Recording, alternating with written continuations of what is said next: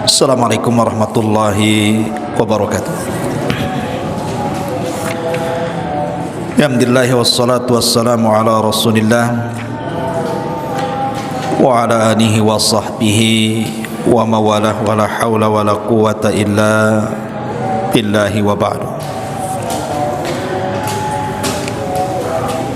Alhamdulillah, di malam hari ini kita bisa duduk untuk bertalabul ilmi, dan kajian di malam hari ini biasa kita mengkaji tafsir dari surah Al-Imran. Sebagai selingan biar tidak bosan, kita akan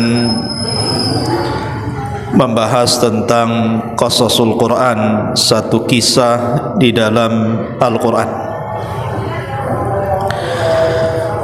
Kisah ini disebutkan dalam surah Al-Qalam.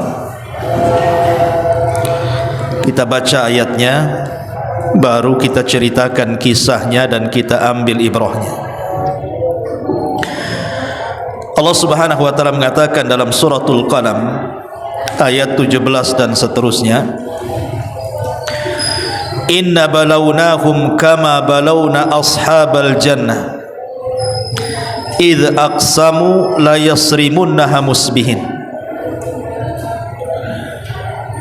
Sungguh kami telah menguji orang-orang musyrik Mekah sebagaimana kami telah menguji pemilik-pemilik kebun ketika mereka bersumpah pasti kami akan memetik hasilnya pada pagi hari.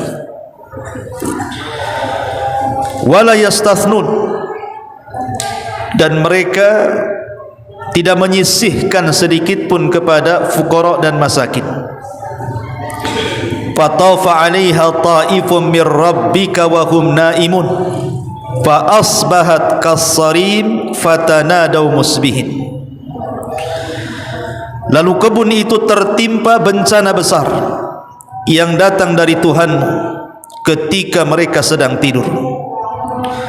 Maka jadilah kebun itu hitam seperti gelapnya malam. Lalu mereka saling memanggil pada pagi harinya, Anighdu ala harthikum in kuntum sarimin. Fantalaqu wa hum yatakhafatun alla yadkhulannaha al-yawma 'alaikum miskin wa ghadaw ala hardin qadirin. Agar pergilah pagi-pagi ke kebun kalian jika kalian hendak memetik hasilnya. Maka mereka pun berangkat sambil mereka berbisik-bisik, jangan sampai ada orang masuk pada hari ini ke dalam kebunmu satupun dari orang miskin. Dan berangkatlah mereka di pagi hari untuk menghalangi, padahal mereka mampu. Maka falamma ra'awha qalu inna ladhalun, ketika mereka melihat kebunnya, mereka mengatakan, sungguh kami benar-benar tersesat. Bal nahnu mahrumun, bahkan kami tidak memperoleh apapun dari kebun tersebut. Qala awsatuhum alam aqul lakum laula tusabbihun. Berkatalah seorang yang paling bijak di antara mereka, bukankah aku telah mengatakan kepada kalian, mengapa kalian tidak bertasbih? Qalu subhana rabbina inna kunna zalimin.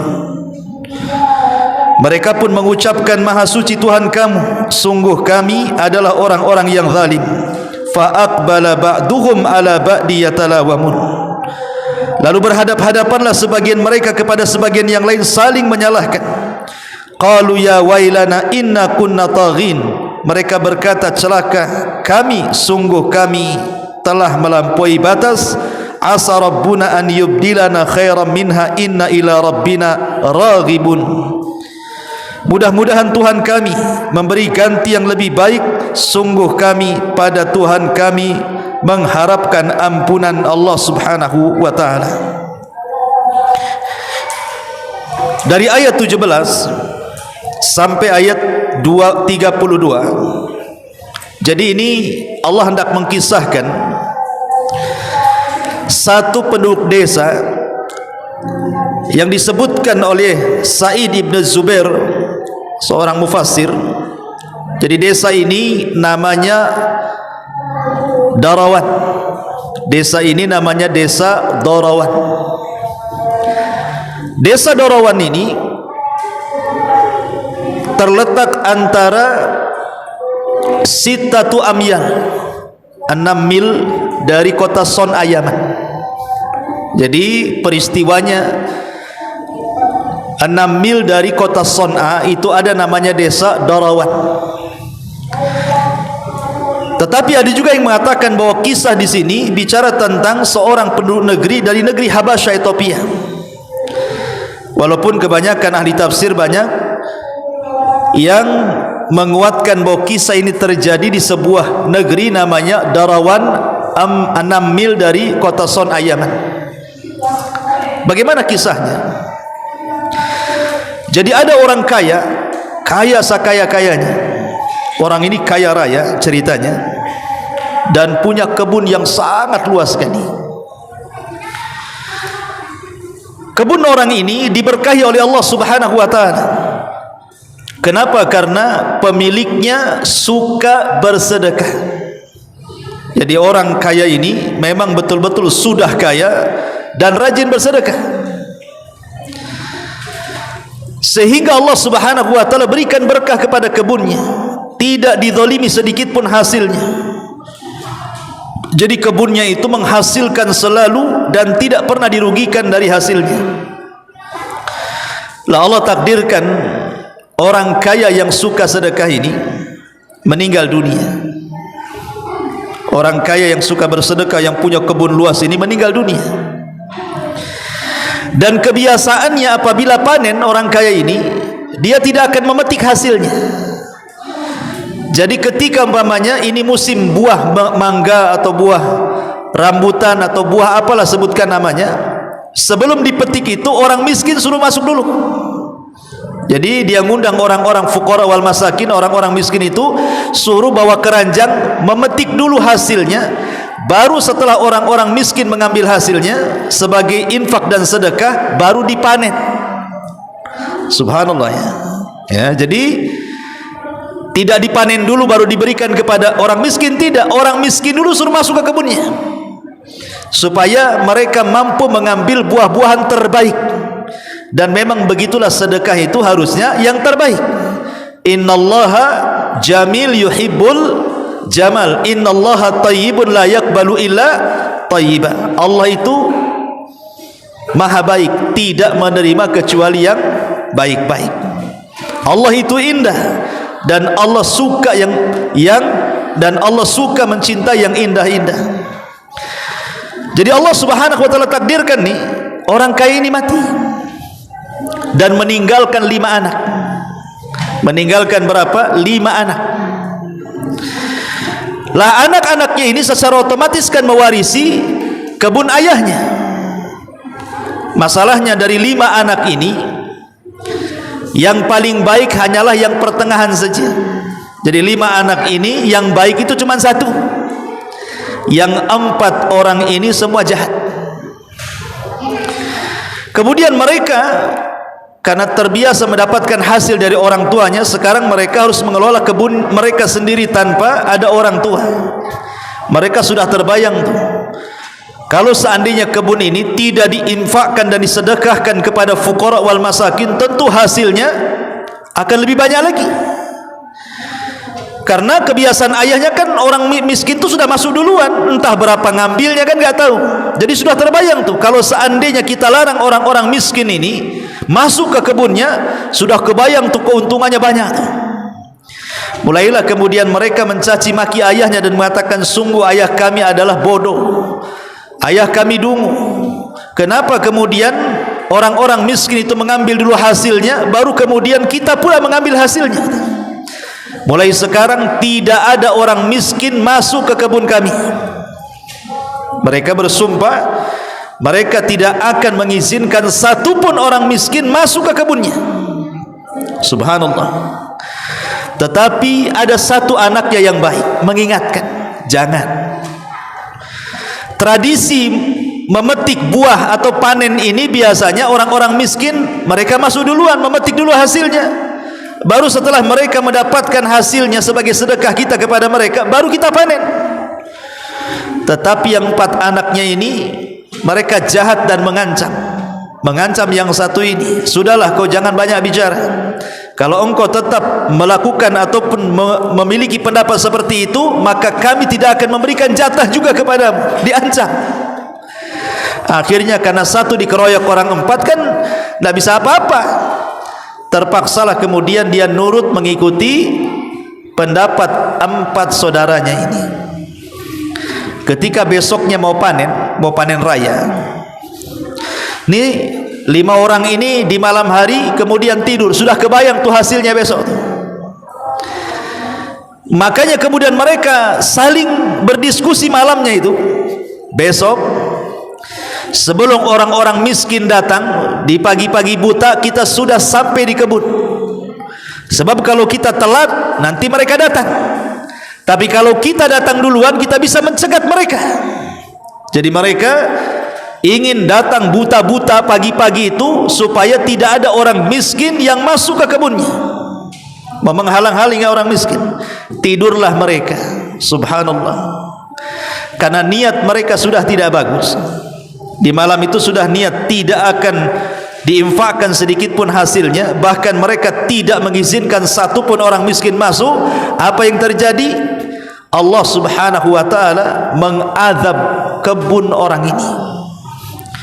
Jadi ketika mereka sedang tidur, tiba-tiba malam itu Allah subhanahu wa ta'ala kirimkan halilintar. Kemudian halilintar ini mengandung api dan membakar seluruh kebunnya. Makanya Allah membahasakan fa asbahat kasarin.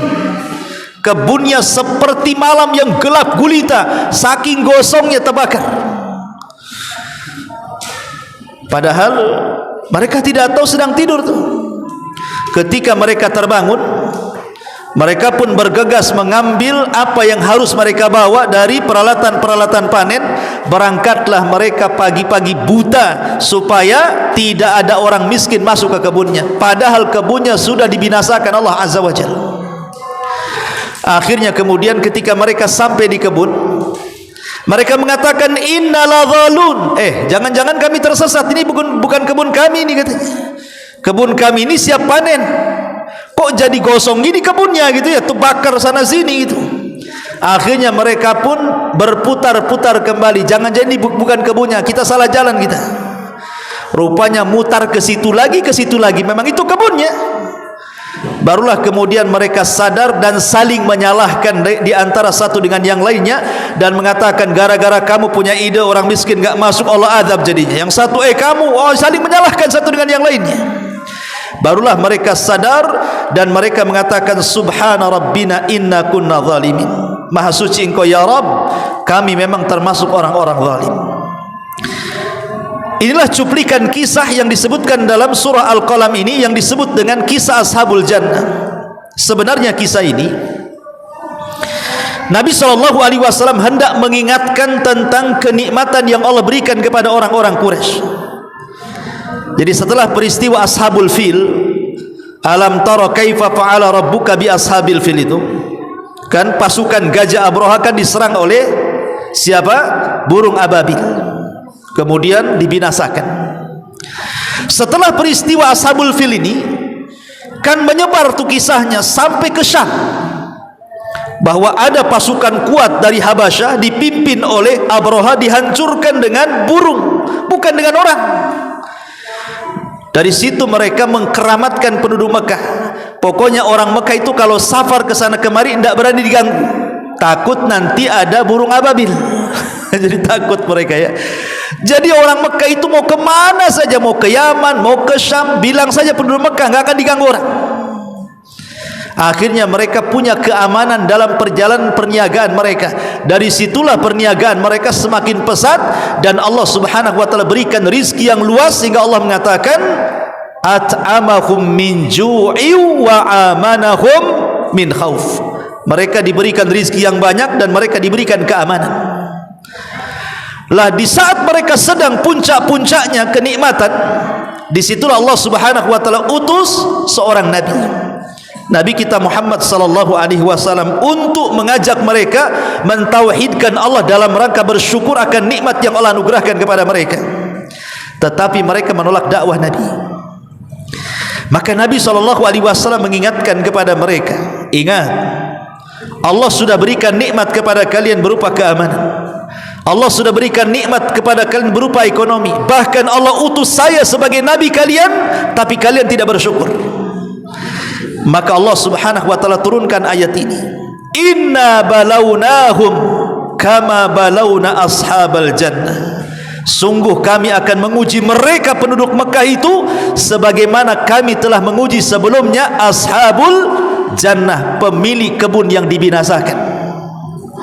Jadi sebab turunnya ayat ini, Nabi SAW mengingatkan kenikmatan orang-orang Quraisy yang kufur kepada dirinya dan tidak syukur kepada nikmat Allah. Ingat, kalian tidak akan tetap di atas nikmat itu ketika kalian kufur kepada Allah dan Rasulnya. Karena dulu ada satu desa namanya Darawan, 6 mil dari Son'a. Ketika kemudian kufur pemiliknya, maksudnya 5 anak orang soleh itu yang kufur tidak mengeluarkan zakatnya, akhirnya Allah binasakan ashabul jannah itu. Kenapa? Karena tidak bersyukur.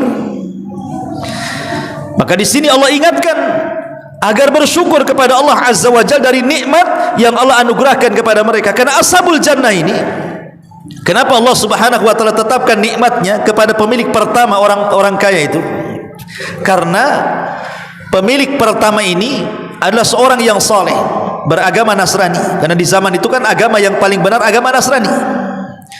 Dan dia pakar sedekah dan pakar zakat, sehingga Allah abadikan tuh kekayaannya.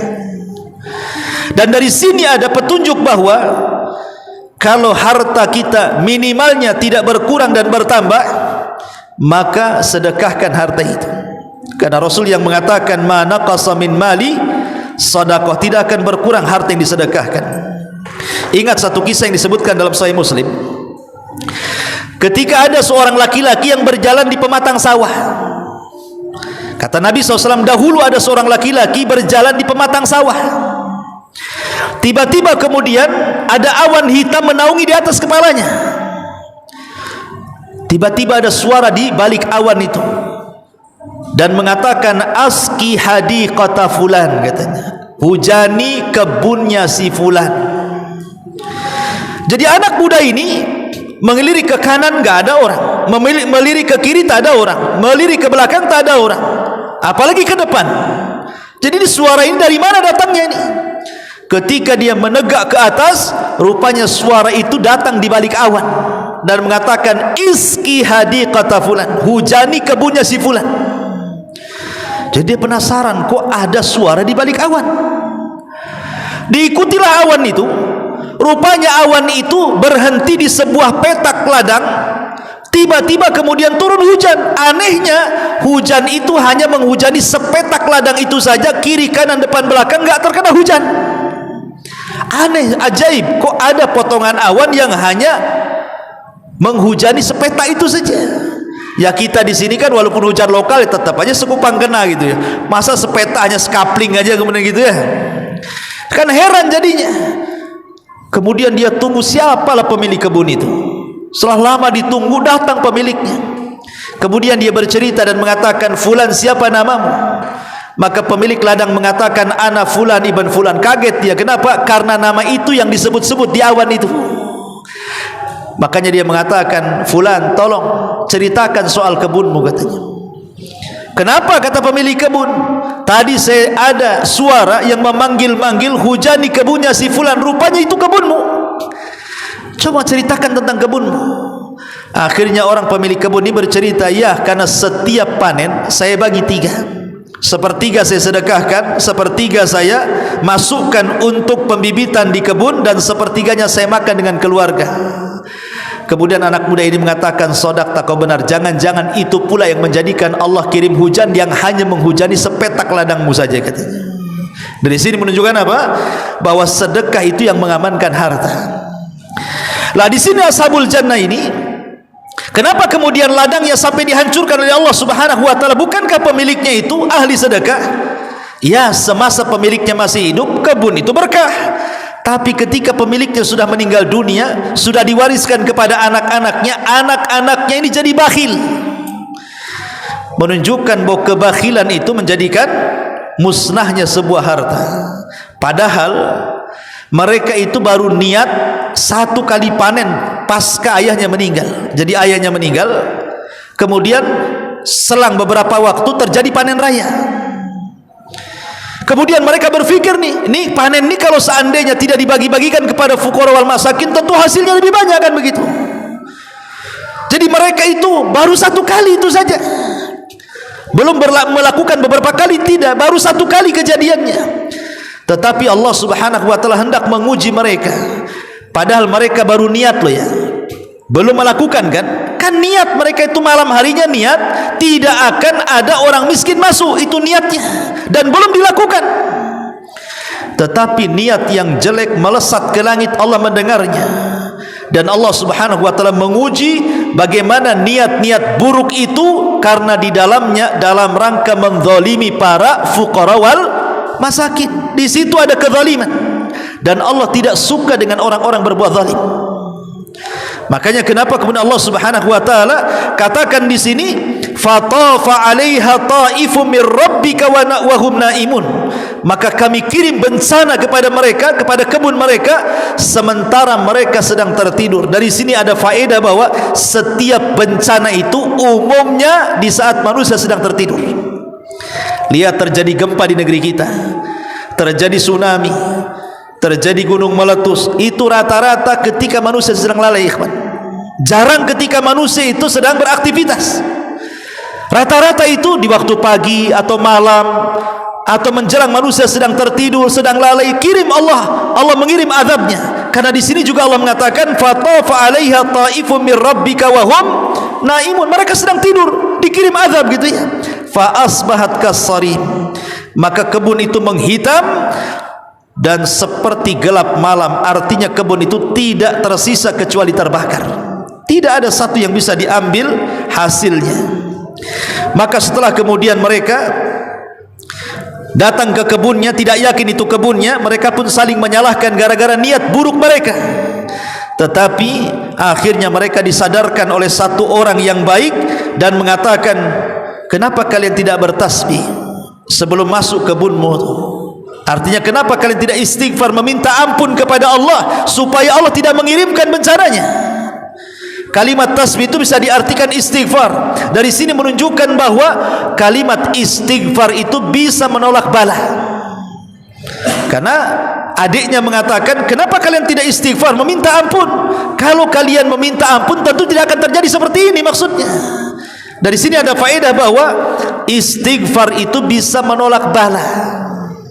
Tetapi kadang nasi sudah menjadi bubur, azab pun sudah ditimpakan kepada mereka. Mereka hanya bisa menyesal dan mengatakan, qalu ya wailana inna kunna tagin asa rabbuna an yubdilana khairan minha inna ila rabbina raghibun. Mereka mengatakan, duhai celaka kami termasuk orang-orang yang melampaui batas. Mudah-mudahan Rabb kami bisa menggantikan kembali dengan kebun yang jauh lebih baik lagi, dan kami betul-betul mengharap ampunanmu ya Rabb. Di ujung kisah mereka bertobat dan mereka sudah tidak melihat lagi kebun yang ada di dunia. Mereka hanya mengharap kebun yang ada di sorga saja. Ya, ini diantara kisah yang disebutkan dalam surah Al-Qalam. Kisah ini disebut dengan kisah Ashabul Jannah.